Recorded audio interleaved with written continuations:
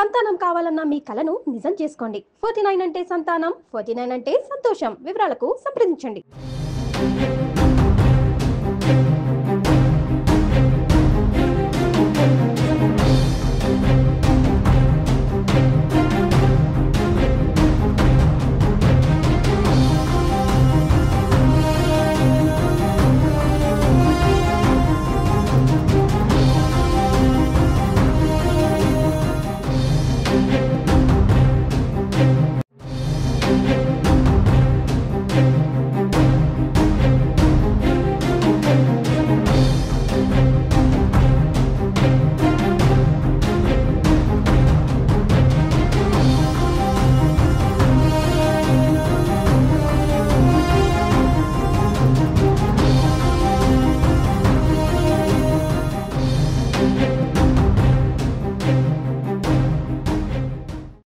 అండమాన్ సముద్రంలో మరో భారీ భూకంపం సంభవించింది. వరుస భూకంపాలు జనాల్ని నిద్ర లేకుండా చేస్తున్నాయి. మారుమూల ద్వీపాల్లో గ్యాప్ లేకుండా భూకంపాలు సంభవిస్తూ ఉన్నాయి. ఇప్పటి వరకు 2 వారాల్లో 900కి పైనే భూకంపాలు సంభవించినట్లు లెక్కలు చెబుతున్నాయి. దీంతో ప్రజలు రాత్రులు నిద్రపోకుండా భయంతో వణికిపోతున్నారు. ఎప్పుడు ఎలాంటి ప్రమాదం ముంచుకొస్తుందోనని టెన్షన్ పడుతున్నారు.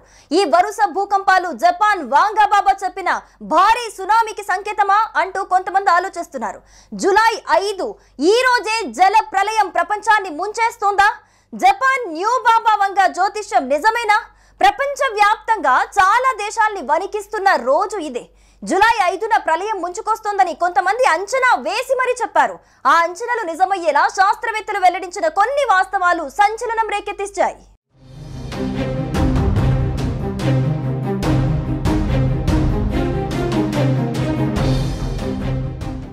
అండమాన్ సముద్రంలో పులావ్ వేహ్ దీవి సమీపంలో భూకంప కేంద్రం ఉన్నట్లు అధికారులు గుర్తించారు. రెక్టార్ స్కేల్ పై 4.9గా నమోదైనట్లు వెల్లడించారు. గత 4 రోజుల నుంచి అండమాన్ లో భూ ప్రకంపనలు వస్తున్నాయట. ఇంకా మరిన్ని ప్రకంపనలు వచ్చే ప్రమాదం ఉందని అధికారులు హెచ్చరికలు జారీ చేశారు. దీంతో ప్రజలు భయంతో ఇళ్ల నుంచి పరుగులు పెడుతున్నారు. గత కొన్ని వారాలుగా అండమాన్ సముద్రం పరిసర ప్రాంతాల్లో వరుసగా భూకంపాలు సంభవిస్తున్నాయి.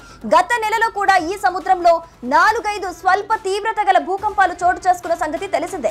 జూన్ 30న ఒక్కరోజే 4.6, 4.7, 4.9 తీవ్రత గల భూకంపాలు సంభవించాయి. అయితే తాజా భూకంపానికి సంబంధించి ఇప్పటి వరకు ఎటువంటి ప్రాణ నష్టం లేదా ఆస్తి నష్టం సంభవించినట్లు అధికారిక ప్రకటన అయితే లేదు.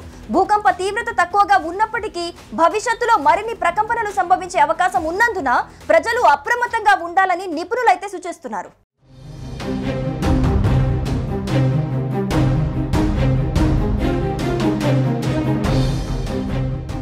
దాదాపు 2 వారాల నుంచి జపాన్ లో ఉన్న టోకరా దీవుల్లో వరుస భూకంపాలు సంభవించాయి. ఇటీవల వచ్చిన భూకంపం రెక్టార్ స్కేల్ పై 5.5గా నమోదైంది. దీంతో చుట్టుపక్కలున్న జనం భయంతో వణికిపోతున్నారు. అయితే ఇప్పటి వరకు వచ్చిన భూకంపాలతో ఎలాంటి నష్టం జరగలేదని, ముందు ఎటువంటి ప్రమాదాలు పొంచి ఉన్నా ప్రజలను సురక్షిత ప్రాంతాలకు తరలిస్తామని అధికారులైతే వెల్లడించారు. ఇక ఇదిలా ఉంటే జపనీస్ బాబా వంగాగా పాపులర్ అయిన రియో టాక్సుకి జూలై 5న జపాన్ను పెద్ద ఎత్తున సునామీ చుట్టుముడుతుందని, ఈ సునామీలో పలు నగరాలు కొట్టుకుపోతాయని జోస్యం చెప్పింది. అంతేకాదు జపాన్ ఫిలిప్పీన్స్ మధ్య ఉన్న పసిఫిక్ మహాసముద్రంలో నీటి అడుగున ఉన్న అగ్నిపర్వతం పేలుతుందని, ఆ తర్వాత పెద్ద ఎత్తున భూకంపం సునామీలు వస్తాయని జపనీస్ వాంగా అంచనా వేసింది. అయితే ఇప్పుడు కొన్ని దీవుల్లో వరుస భూకంపాలు సంభవించడం వాంగా జోస్యానికి సంకేతమేమోనని జపాన్ ప్రజలు వణికిపోతున్నారు. అసలు జూలై 5న ఏం జరగబోతోందని అరచేతిలో ప్రాణాలు పెట్టుకుని టెన్షన్ పడుతున్నారు జనాలు. 2011లో ఈశాన్య జపాన్ పై సునామీ విరుచుకుపడింది. అప్పుడు సంభవించిన భూకంపం సునామీ కూడా రియో ముందుగానే అంచనా వేసి హెచ్చరించిందే. అయితే అప్పుడు భారీ భూకంపం సునామీ ముందుగానే చెప్పారు. అది జరిగింది కాబట్టి ఇది కూడా జరగొచ్చేమోనని అనుమానం పడుతూ ప్రజలు భయంతో వణికిపోతున్నారు.